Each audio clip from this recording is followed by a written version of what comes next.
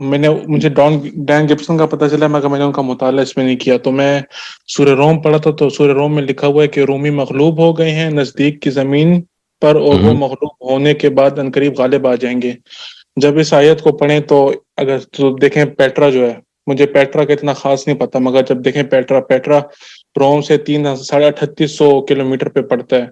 और अगर हम मक्का को देखें तो मक्का तकरीबन 4800 के 4600 के उसके दरमियान में पड़ता है। देखा जाए तो पेट्रा ज्यादा नजदीक पड़ता है रोम के।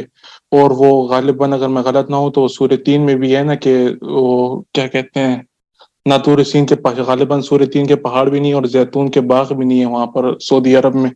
तो क्या ये कुछ निशानियां ये नहीं देती कि पेट्रा वो है, कि किबला है? Not at, I mean, not at all. Not at all. I mean, these are historical fallacies. I mean, established history tells us that the surah which was revealed, which tells us that the Romans, they would once again, I mean, they have been subjugated at this time, but against the Persians.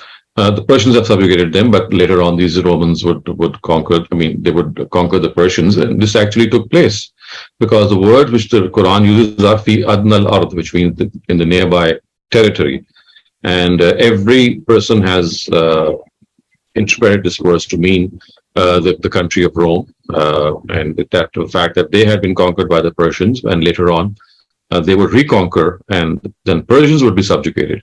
So I think that this Petra issue has been debated upon by many scholars. You can just Google it, and you'll find out that this myth has been debunked. Okay, जज़ाकल्लाह।